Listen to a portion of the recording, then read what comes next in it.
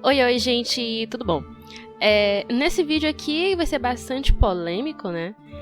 Nós vamos falar sobre o que significa essa interrupção nos testes do anticoncepcional masculino, né? Que aqui a Galileu colocou que foi adiado por ter reações semelhantes ao feminino, mas será que é isso mesmo que aconteceu?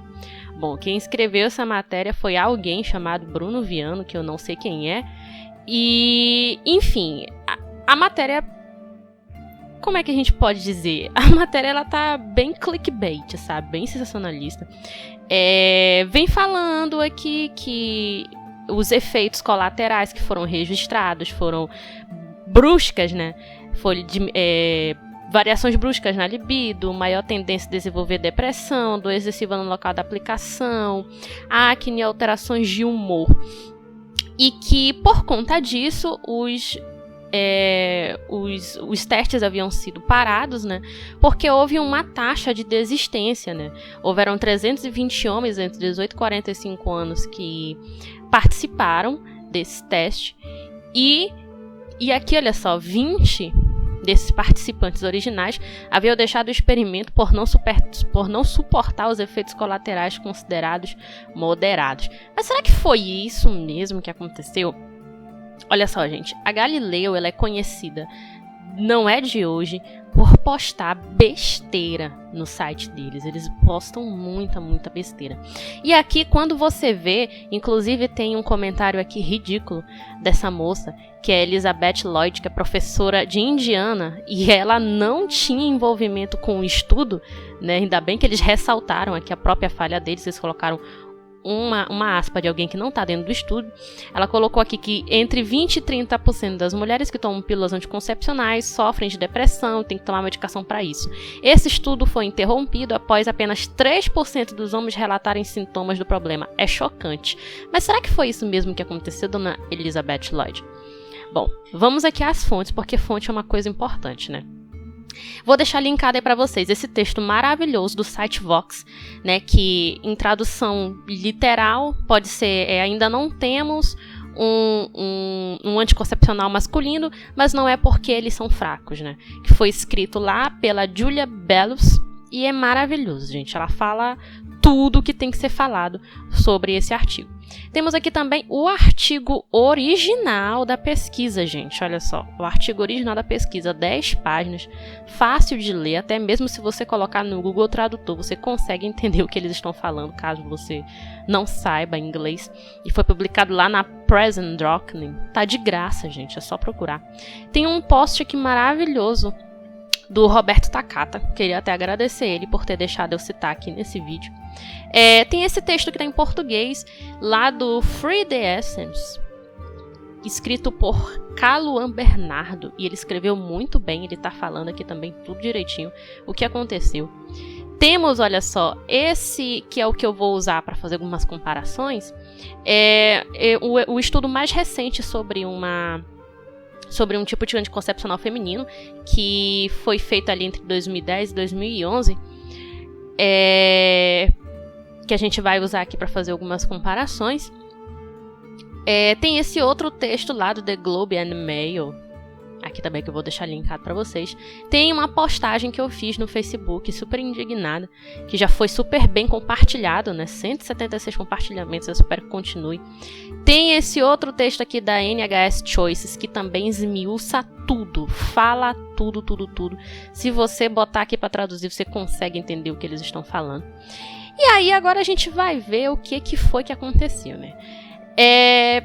Vamos lá, eu fiz essa tabelinha aqui para comparar o que aconteceu. Vamos ver aqui o que foi que aconteceu.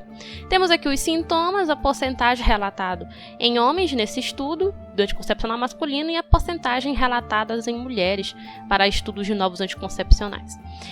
Espinhas. 45,9% dos homens relataram ter espinhas contra 3% das mulheres que relataram a mesma coisa. Ou seja, é quase metade dos 320 participantes, né, que relataram ter esse problema. A gente sabe que espinha é um problema que afeta a autoestima das pessoas, né? Além disso, esse anticoncepcional masculino ele foi injetável, então 23% dos homens relataram dores. Das mulheres foi 10%. Esse anticoncepcional feminino aqui, ele era uma pílula, mas esses 10% relatou dor nas mamas, relatou dor nas pernas, relatou dor nas costas, mas mesmo assim foi muito menor do que o relato dos homens. Diminuição da libido, que ela fala aqui, que foi por causa disso e não sei o que, a gente vê que não, apenas 4,1% dos homens relatou diminuição da libido. E, inclusive, o restante dos participantes relataram um aumento da libido. Então, definitivamente, essa não foi o motivo para o estudo ter parado. Cerca de 3% das mulheres relataram diminuição ou aumento da libido na pesquisa com anticoncepcional feminino. A desordem emocional, olha só, que é o caso de depressão, ansiedade, etc., nos homens foi 16,9% contra 3% das mulheres que relataram a mesma coisa. Inclusive, um desses textos aqui, se não me engano é esse, que fala que um dos participantes cometeu suicídio, mas os estudiosos lá, que estão liderando essa pesquisa, não encontraram relações com o remédio, mas ele cometeu suicídio. Então, aí você para e se pergunta, né? Será que a pesquisa parou porque os homens são fracos? Ou porque esses efeitos colaterais estão muito altos, entendeu? Compara homens e mulheres. A gente precisa entender que quando nós estamos falando de remédios, os efeitos colaterais são coisas que você não pode evitar. Vai de organismo para organismo. Existem pessoas que relatam espinhas, por exemplo, e existem pessoas que não relatam espinhas. Então, quando a gente está falando de remédio, efeito colateral é uma coisa que a gente não pode deixar 0% de efeito colateral, entendeu? Vai ter, porque organismos são diferentes. Mas essas taxas de efeitos colaterais altíssimas, comparadas com essas daqui, são coisas que precisam ser revistas. Então, o estudo parou porque tem alguma coisa errada com esse remédio. Mesmo com tudo isso, uma grande parte dos homens que fez parte do estudo disse que usaria, né, o anticoncepcional masculino, e mesmo assim ele foi considerado efetivo em 98%, né, 98,4% dos homens. Ele foi considerado efetivo, mas o estudo parou porque esses efeitos colaterais estão muito altos, gente, isso é um absurdo, então, não pode ficar desse jeito.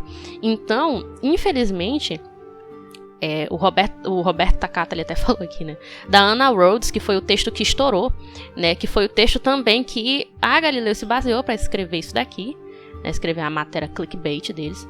E ele fala, né, que o estudo, para a autora, né, o estudo foi interrompido por causa de um bando de maricas, né, cerca de 20 em 320 que não aguentou os sintomas, mas não foi isso que aconteceu, entendeu? A pesquisa parou porque essas porcentagens aqui de efeitos colaterais estão muito altas comparados aos efeitos colaterais encontrados na pesquisa mais recente com anticoncepcional feminino. Então foi isso que aconteceu, tá, gente? Parem aí de ficar compartilhando esse jornalismo científico que quer colocar a ciência no lixo, tá? Eu fiquei bastante chateada com isso. Leiam o artigo original, leiam todos esses outros textos que eu linkei aqui pra vocês, que eles são maravilhosos. Agora, isso aqui você pode jogar no lixo. Inclusive, eu acho que a Galileu, ela precisa se retratar com isso daqui, tá bom? Eu espero que vocês tenham gostado, compartilhem e fiquem ligados que a qualquer momento eu volto com um vídeo novo. Beijos e até mais!